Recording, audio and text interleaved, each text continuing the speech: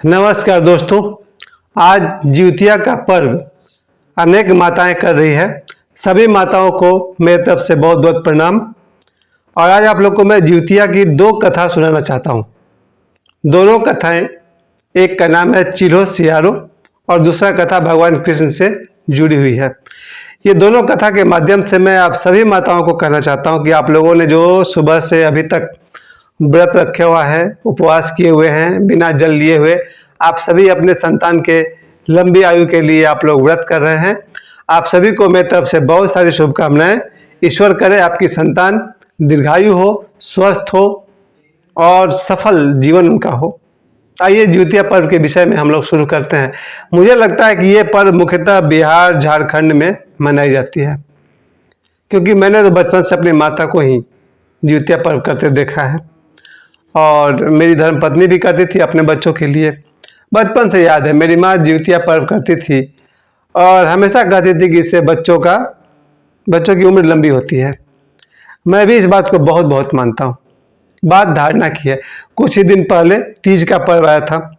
तीज का पर्व स्त्रियां करती है अपने पति के, अपने सुहाग के लंबी आयु के लिए, अच्छे स्वास्थ्य के लिए, सफल जीवन के लिए। और उसके कुछ ही दिन के बाद ये जिउतिया पर्व माताएं करती है अपने संतान के लिए, संतान के दीर्घायु के लिए, उनके स्वास्थ्य के लिए। देखिए, संतान के विषय में एक बात मेरी माँ हमेशा कहती थी कि संतान को लेकर 3 तरह के दुख होते हैं और संतान को पाकर 1000 तरह के सुख होते हैं। संतान संबंधी 3 दुख जो होते हैं, एक तो ये है संतान न हो तो दुख, संतान होकर मर जाए तो दुख, और संतान होकर बिगड़ जाए वो महादुख। ये हुआ संतान से संबंधित 3 दुख। संतान न हो तो एक दुख, संतान होकर मर जाए तो दूसरा दुख, और संतान होकर बिगड़ जाए वो सबसे महादुख। लेकिन इसके विपरीत में आइए, संतान से अगर 3 दुख संभव हैं तो 3000 सुख भी संभव है। ऐसे ऐसे संतान हैं दुनिया में, सिर्फ भारत में ही नहीं, पूरे धरती पर। माता पिता अपने बच्चों को जब जन्म देते हैं तो खलील जिब्रान एक लेखक हुआ करते थे। खलील जिब्रान कहते थे कि तुम अपने आप को बच्चों का माता पिता मत मानना, तुम बस अपने आप को एक मीडियम मानना, माध्यम मानना। हर माता पिता अगर अपने आप को सिर्फ माध्यम मान ले कि ईश्वर ने हमें माध्यम बनाया है बच्चों के जन्म के लिए, तब माता पिता के मन में कोई अहंकार नहीं होगा, कोई अधिकार का भाव नहीं होगा। माता पिता के संबंध उसी दिन से खराब होने शुरू होते हैं बच्चों के साथ में, जब माता पिता उन्हें अपना अधिकार जताते हैं और बार बार कहते हैं कि मैंने तुमको पैदा किया है, हम तुमको कमा कर खिलाते हैं, और बहुत तरह की बात है। धीरे धीरे माता पिता और संतान के बीच में खटास आने लगता है संबंधों में। इसलिए खलील जिब्रान कहते हैं कि अपने आप को माता पिता मानिए ही मत, अपने आप को बस ईश्वर का माध्यम मानिए कि माता पिता के माध्यम से बच्चे इस संसार में आते हैं। लेकिन रिवर्स में जाइए, दूसरी तरफ से अगर बच्चे भी यही मानने लगे कि ये मेरे माता पिता नहीं है, सिर्फ माध्यम है, तो बात बिगड़ जाएगी। माता पिता महान तब होंगे जब वे अपने आप को माध्यम मानेंगे, और बच्चे महान तब होंगे जब अपने माता पिता को माध्यम नहीं मानेंगे, उन्हें ईश्वर का रूप मानेंगे। आज जिउतिया पर्व के बारे में जो 2 प्रसिद्ध कहानी है, वैसे 3 कहानी है, 2 कहानी मैं आप सभी के सामने रखता हूँ, क्योंकि आप सभी का समय बहुत ही कीमती है। मेन टारगेट यही होता है कि सभी माताएं अपने बच्चों के लिए जिउतिया का पर्व करती है। इसके पीछे जो पहली कहानी है, मेरी माँ हमेशा नाम लेती थी चिल्हो सियारो की कथा, यानी एक चील और एक सियार की कथा। जिउतिया पर्व में इन दोनों का क्या भूमिका है, कैसे इनकी कथा है। इनकी कथा ये कि एक चील रहती थी पेड़ पर और पेड़ के नीचे एक सियार रहता था, सियार रहती थी। तो ये दोनों की दोस्ती थी, चील और सियार की दोस्ती थी। दोनों एक दूसरे का बहुत ध्यान रखते थे। चील जो कुछ भी खाने के लिए लाती थी वो सियार को भी देती थी, और सियार जो कुछ भी खाने के लिए लाती थी वो चील को देती थी। दोनों की दोस्ती बहुत दिनों तक चलती रही। एक समय ऐसा आया कि इन दोनों की दोस्ती में, ये चील और जो ये सियारिन थी, इन दोनों की दोस्ती थी। दोनों एक दूसरे के लिए खाना बचाते थे, एक दूसरे को अपना खाना भी देते थे। एक दिन इन दोनों ने गांव में कुछ औरतों को देखा जो जीवित पुत्रिका का व्रत कर रही थी। तो चिल्हो और सियारों ने देखा और पता किया कि ये लोग क्यों व्रत कर रही हैं, इनको पता चला अपने संतान की लंबी उम्र के लिए ये लोग व्रत कर रही हैं। ऐसा देख करके चिल्हो और सियारो दोनों ने फैसला किया कि हम लोग भी व्रत करेंगे, और दोनों ने अपना व्रत शुरू किया। चिल्हो ने और सियारो ने दोनों ने अपना व्रत शुरू किया, संकल्प लिया कि हम लोग 24 घंटे का बिना पानी और भोजन लिए हुए व्रत करेंगे। इसके बाद क्या हुआ कि चिल्हो तो पूरे व्रत को निभाते चली गई, लेकिन रात में सियारो को बहुत जोर की भूख लगी और वो अपने आप को रोक नहीं पाई। वो जंगल में गई और अच्छा से मांस हड्डी वगैरह जो उसको मिला बढ़िया से खाई।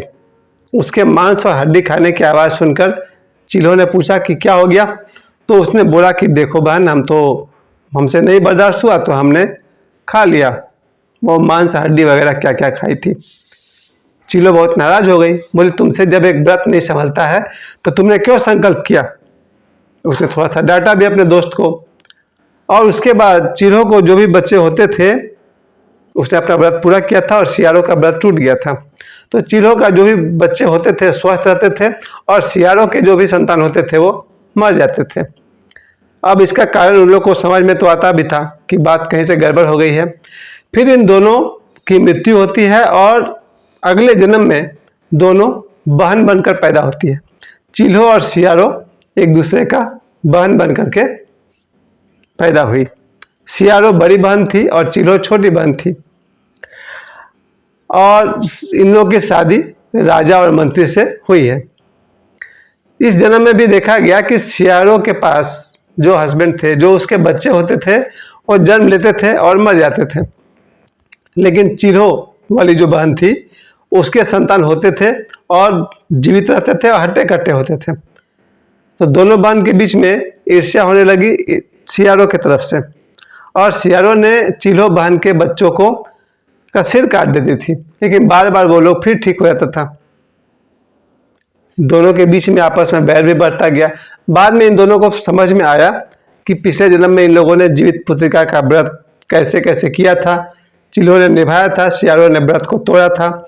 इस जन्म में इनको सद्बुद्धि हुई और फिर दोनों बहन ने, चिल्हो और सियारो जब इस मनुष्य जन्म में थी, दोनों ने जीवित पुत्रिका का व्रत किया। उसके बाद से चिल्हो के बच्चे भी स्वस्थ रहने लगे और जीवित रहने लगे, और सियारो के बच्चे भी स्वस्थ और जीवित रहने लगे। एक कथा तो ये है जिसमें ये कहा जा रहा कि पशु पक्षी भी अपने संतान के लिए व्रत और पूजा पाठ करते हैं। दूसरी कथा जो है वो भगवान कृष्ण से जुड़ी हुई है। महाभारत युद्ध में आपने देखा कि अश्वत्थामा के पिताजी को, द्रोणाचार्य को, जब उनको मार दिया गया और उनको मारने के लिए अश्वत्थामा के नाम का सहारा भी लिया गया।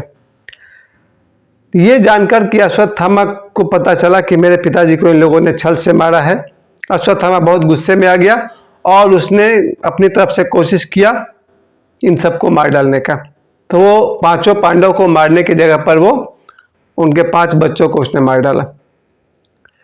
इतना ही नहीं, इसके कारण अर्जुन ने उसको बंदी बना लिया था अश्वत्थामा को, और कृष्ण भगवान ने उसके मणि छीन लिए थे जिसके रोशनी में वो घूमता था रात को, और अश्वत्थामा के समझिए मणि भी छीन लिया गया। उसको श्राप भी दिया भगवान कृष्ण ने। लेकिन अश्वत्थामा का क्रोध अभी भी कम नहीं हुआ था। उसने कहा कि हम तो अर्जुन के खानदान को मिटा ही देंगे। 5 बच्चे को तो उसने मारा ही था, द्रौपदी के 5 बच्चे के।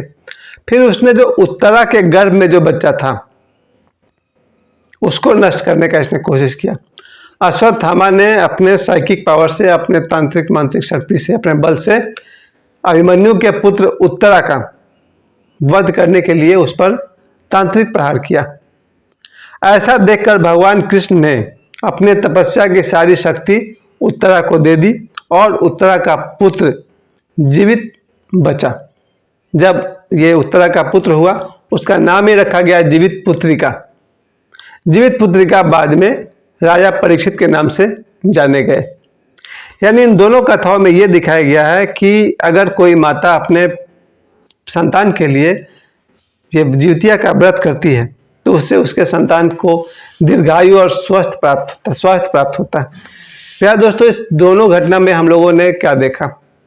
बहुत साफ साफ बात है कि भारत में और विशेषकर कुछ पर्व हैं जो सिर्फ बिहार और झारखंड में है, जैसे छठ है, तीज है, जीवतिया है, और यही पर्व दूसरे जगह पर अलग अलग नाम से है। करवा चौथ के नाम से है और भी दूसरे नाम से, यहाँ तक कुछ बंगाली भी कर रहे हैं। इस बार मैंने देखा मेरे कुछ बंगाली भी बहनें हैं जो जिउतिया का पर्व कर रही हैं। मैं जिस स्कूल में पढ़ाता हूँ वहाँ की जो लेडी टीचर्स हैं, महिला शिक्षक हैं, वो भी कर रही हैं। मेरे घर में भी मुझे तो बचपन से याद है मेरी माता ने मेरे लिए बहुत बार जिउतिया का व्रत किया और मैं अपने बल पे कहता हूँ जीवन में 5 बार तो ऐसा जरूर हुआ है जब मुझे लगा कि मृत्यु जैसा झटका मुझे सहना पड़ा है। कम से कम 5 बार। हर कोई अपने जीवन में 5 बार तो जरूर ऐसा सामना करता है कि लगता है अब गए कि तब गए। वो पांचों घटना अलग तरह की है। मुझे 5 बार कम से कम लगा कि शायद मैं नहीं बचूंगा, कहीं एक्सीडेंट है, कहीं कुछ और है, कहीं कुछ और है। तब वहाँ कहा जाता है कि जरूर इसकी माँ ने जिउतिया का व्रत किया होगा, तो ये सही सलामत है। मैं अपने बारे में यही बात कहता हूँ, मेरी माँ ने जिउतिया का व्रत किया होगा, जो कि आज मैं आपके सामने 51 साल का बैठा हुआ हूँ।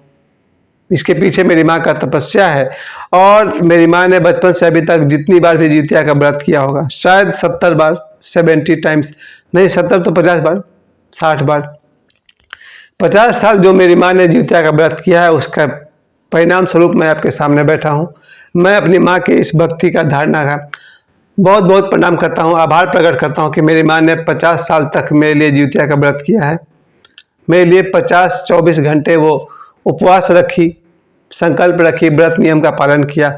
मैं अपनी माता का आभारी हूँ और उनका ही आशीर्वाद है कि आज मैं आपके सामने 51 साल का बैठा हुआ हूँ। और ईश्वर करे कि मैं अपने माता पिता का नाम उज्जवल करूँ, रोशन करूँ, मेरे जीवन में दीर्घायु हो, स्वास्थ्य हो और ज्ञान हो। बिना ज्ञान का कोई जीवन होता है? प्यारे मित्रों, आज इस वीडियो के माध्यम से मैं सभी माताओं को, मेरे घर में आज मेरी धर्मपत्नी होती तो जरूर अपने दोनों बच्चों के लिए जिउतिया का व्रत करती। मेरी मुन्नी सिंह, सोहम और साक्षी के लिए जिउतिया का व्रत करती। मेरी अपनी माँ होती तो मेरे लिए जिउतिया का व्रत करती। फिर भी मेरे घर में और भी माताएं हैं और मैं अपने इस वीडियो के माध्यम से संसार के सभी माताओं को जिन्होंने जिउतिया का व्रत रखा है, उन्हें अपनी तरफ से प्रणाम और धन्यवाद करता हूँ। धन्यवाद।